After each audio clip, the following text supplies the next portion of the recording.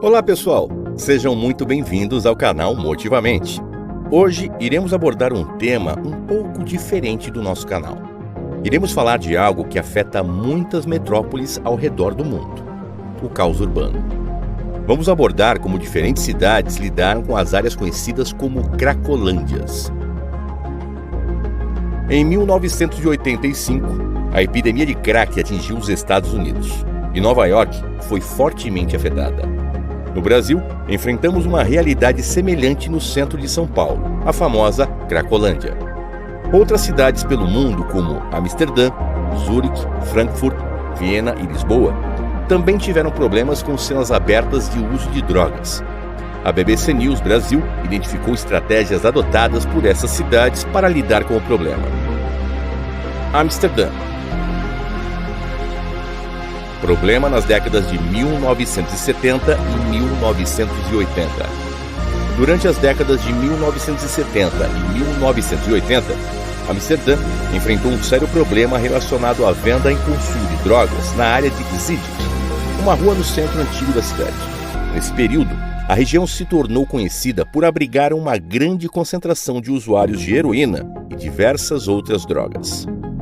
O local enfrentava desafios como o descarte inadequado de seringas, aumento de crimes e uma má reputação que tomava a área a ser evitada.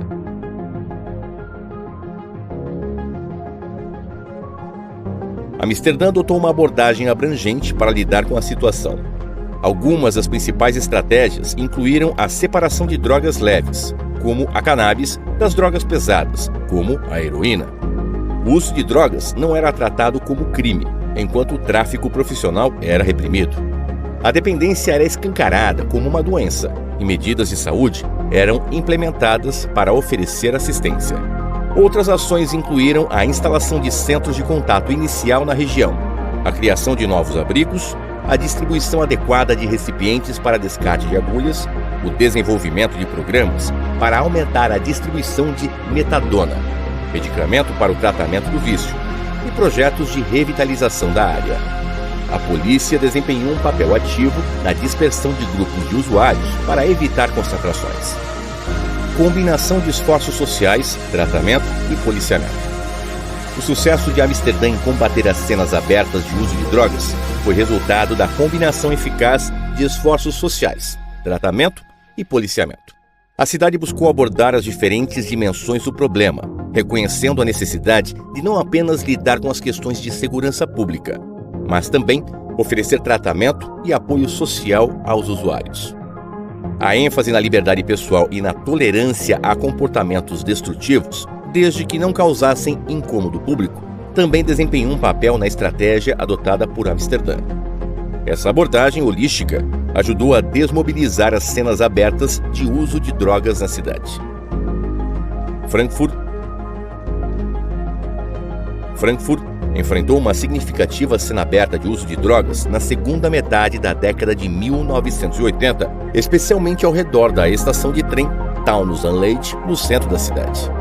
Para lidar com essa situação, a cidade implementou diversas estratégias abrangentes.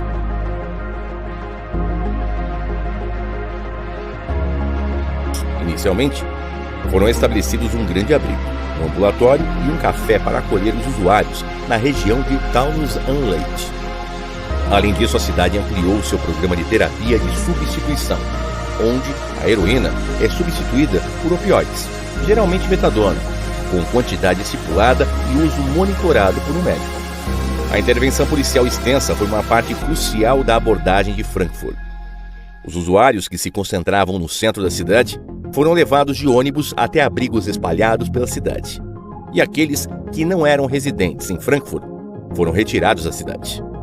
Ao mesmo tempo, centros de apoio foram estabelecidos nas cidades de origem desses dependentes. Além disso, em 1994, Frankfurt criou sua primeira sala supervisionada para o consumo de drogas, e mais 3 foram abertas em 1996. Nessas salas, os dependentes têm acesso a seringas e material esterilizado para o uso da substância, recebendo também acompanhamento médico em casos de overdose. Esses espaços não apenas proporcionam um ambiente mais seguro para o consumo, mas também facilitam o contato com assistentes sociais que podem apresentar opções de tratamento para o vício. Redução de infecções e ênfase na reintegração social. As estratégias adotadas por Frankfurt não se limitaram apenas à dispersão dos usuários, mas buscaram uma abordagem abrangente, visando a redução de infecções e a reintegração social. As salas supervisionadas para o consumo de drogas não apenas retiraram os usuários das ruas, mas também contribuíram para a redução de infecções causadas pelo compartilhamento de seringas contaminadas. Além disso, o sistema de tratamento foi projetado não apenas para lidar com o vício, mas também para enfatizar a reintegração social dos usuários. A cidade investiu na revitalização da área, aumentou a visibilidade por meio da reforma do parque e continuou investindo em serviços sociais e de saúde para garantir tratamento de qualidade para os dependentes. Essa abordagem holística ajudou Frankfurt a reabilitar a região de Townsend e a enfrentar o desafio persistente do consumo de drogas na cidade. Zurique. Consumo aberto na praça Platzspitz nos anos 1990. Nos anos 90, Zurique, na Suíça, enfrentou um grave problema de consumo aberto de drogas na praça Platzspitz. Nessa época, o país estava lidando com uma epidemia de heroína e a praça tornou-se um ponto central para o consumo de drogas injetáveis. A situação representava não apenas um desafio social, mas também uma questão de saúde pública, com taxas alarmantes de infecções por HIV devido ao compartilhamento de seringas. Estratégia dos 4 pilares. Diante desse cenário, o governo suíço adotou a estratégia dos 4 pilares em 1991. Esta abordagem combinou 4 componentes principais: aplicação da lei, prevenção, redução de danos e tratamento.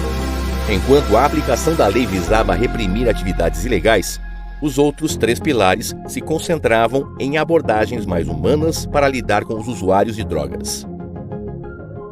Fechamento de áreas, reabilitação urbana e tratamento assistido com heroína. Zurique implementou ações concretas para combater o problema. Inicialmente, a praça Platzspitz foi fechada pela polícia em 1992 e os usuários foram dispersos. Além disso, ocorreu uma intervenção na estação ferroviária abandonada de Letten, onde parte dos usuários se concentrava após o fechamento da praça.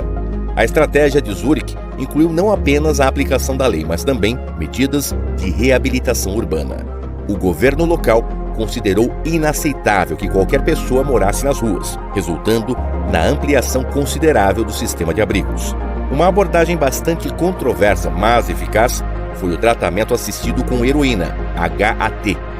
Esse método envolve oferecer aos dependentes heroína pura sob prescrição médica, a ser injetada em clínicas especializadas. Isso visava interromper a compra de drogas contaminadas no mercado clandestino. Redução significativa de overdoses, infecções por HIV e novos usuários de heroína. Os resultados dessas estratégias foram notáveis. Entre 1991 e 2010, Zurique experimentou uma redução significativa nas overdoses fatais, com uma queda de 50%. As infecções por HIV foram reduzidas em 65%, e a quantidade de novos usuários de heroína caiu 80%. Esses números destacam a eficácia da abordagem adotada, mostrando que a combinação de medidas rigorosas de aplicação da lei com abordagens de tratamento e redução de danos pode resultar em impactos positivos significativos na saúde pública e na sociedade como um todo. A aceitação dessa estratégia pela população suíça, evidenciada por um referendo em 2008, reforça a eficácia e a sustentabilidade dessa abordagem. Viena. Aumento do consumo de drogas injetáveis nas décadas de 1980 e 1990.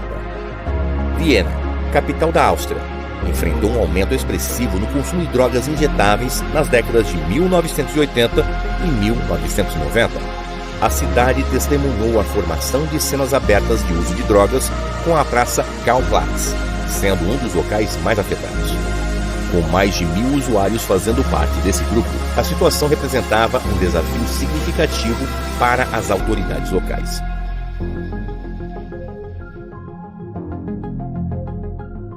Inicialmente, a resposta do governo local foi adotar uma política de Zusammenleben, vida em comunidade em português.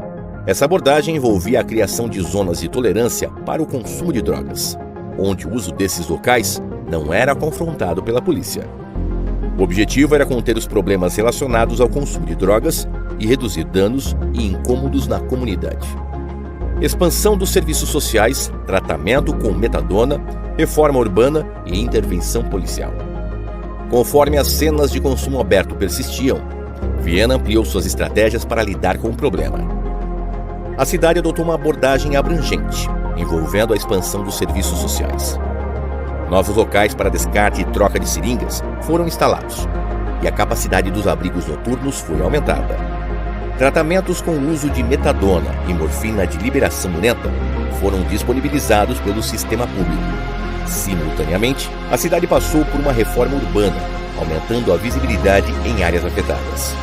A intervenção policial tornou-se uma parte crucial da estratégia, dispersando os usuários e evitando a reocupação das áreas anteriormente afetadas.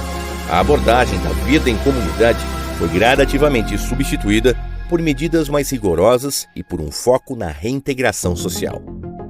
Necessidade de intervenção contínua para evitar o restabelecimento do uso de drogas. Um ponto crucial destacado pela análise das estratégias de Viena é a necessidade de intervenção contínua. Mesmo após a implementação dessas medidas, foi essencial manter esforços a longo prazo para evitar o restabelecimento das cenas de uso de drogas. O monitoramento constante, investimentos em serviços sociais e de saúde, além do apoio contínuo de diferentes setores políticos, foram fundamentais para atingir os objetivos. Essa lição destaca a importância de um compromisso sustentado e de recursos a longo prazo para lidar efetivamente com cenas abertas de uso de drogas em ambientes urbanos. Lisboa. Consumo de heroína nas ruas no final dos anos 1990. No final dos anos 1990, Lisboa, a capital de Portugal, enfrentou um aumento significativo no consumo de heroína nas ruas. 3 grandes áreas da cidade se tornaram cenas de consumo aberto, sendo habilitadas de supermercados devido à facilidade de aquisição e uso de drogas. O bairro de Casal Ventoso era especialmente conhecido por abrigar uma dessas zonas, atraindo diariamente cerca de 5.000 usuários em terrenos baldios e áreas escondidas. Descriminalização do consumo em 2001. Diante desse cenário, o governo português tomou uma medida marcante em 2001, descriminalizando o consumo de drogas. A mudança na legislação significava que os usuários pegos consumindo ou carregando até 10 doses de qualquer droga para consumo próprio não seriam mais presos ou condenados a pagar a multa. Essa abordagem representou uma mudança significativa na política de drogas em Portugal.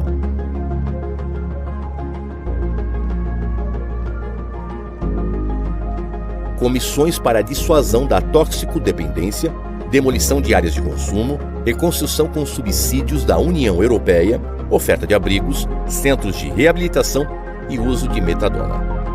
Para lidar com as cenas de consumo aberto, Lisboa implementou uma série de estratégias abrangentes. Comissões para a dissuasão da toxicodependência, CDT, foram estabelecidas em cada capital de distrito, oferecendo atendimento psicológico e social aos usuários encaminhados pela polícia. A descriminalização permitiu uma abordagem mais focada na saúde e no tratamento. Além disso, o governo central e os municípios desenvolveram estratégias conjuntas para combater os supermercados. Isso incluiu a demolição das áreas de consumo e a reconstrução desses bairros com subsídios da União Europeia. A oferta de abrigos e centros de reabilitação foi ampliada, proporcionando opções de tratamento e suporte aos usuários. O uso da metadona durante os tratamentos também foi estabelecido como parte integrante da abordagem. Redução das cenas de consumo aberto, aumento de pacientes em tratamento e redução do uso de drogas. As estratégias adotadas por Lisboa mostraram resultados positivos ao longo do tempo. As cenas de consumo aberto desapareceram nos anos seguintes, evidenciando uma redução significativa desse problema. Além disso, houve um aumento no número de pacientes em tratamento, indicando uma maior procura por serviços de saúde relacionados à dependência química. A implementação eficaz das políticas contribuiu para a redução do uso de drogas na cidade. No entanto, é importante notar que, mais recentemente, surgiram novas denúncias sobre usuários nas ruas e em prédios e terrenos abandonados, inclusive em Casal Ventoso. Essa situação destaca a complexidade do desafio e a necessidade contínua de monitoramento e adaptação das estratégias ao longo do tempo. Nova York. Epidemia de crack nos anos 1980. Nos anos 1980, Nova York enfrentou uma grave epidemia de crack. Essa droga, disponível em pequenas pedras, tornou-se popular nas áreas urbanas da cidade. O Bryant Park, localizado a 2 quadras da Grande Central, e a região de Lower East Side foram especialmente afetados, transformando-se em verdadeiros mercados de drogas a céu aberto. A epidemia estava associada a um aumento alarmante da criminalidade, contribuindo significativamente para os índices de homicídios e violência.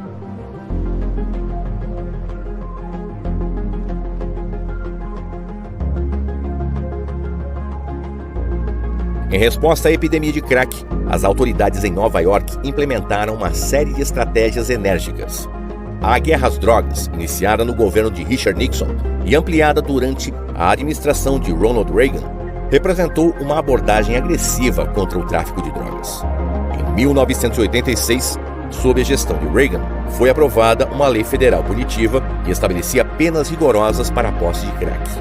A política de tolerância zero, posteriormente implantada nos governos de Rudolph Giuliani e Michael Bloomberg, baseava-se na repressão inflexível a crimes menores, visando promover o respeito à legalidade e a redução geral de crimes.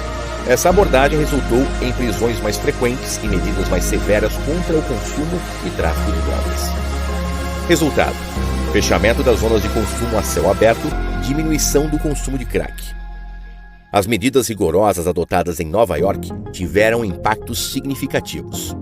As zonas de consumo a céu aberto, como o Bryant Park e Lower East Side, foram praticamente fechadas.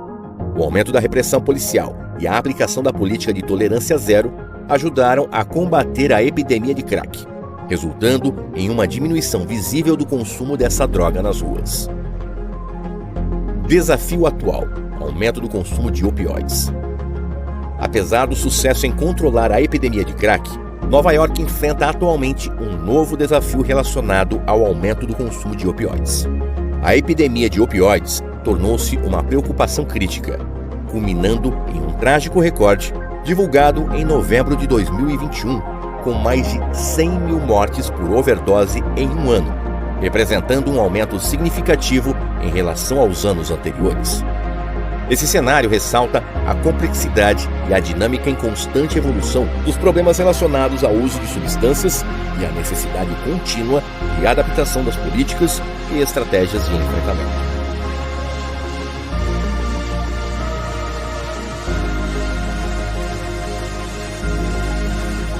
Analisando essas experiências, percebemos que não há solução única para o problema do caos urbano.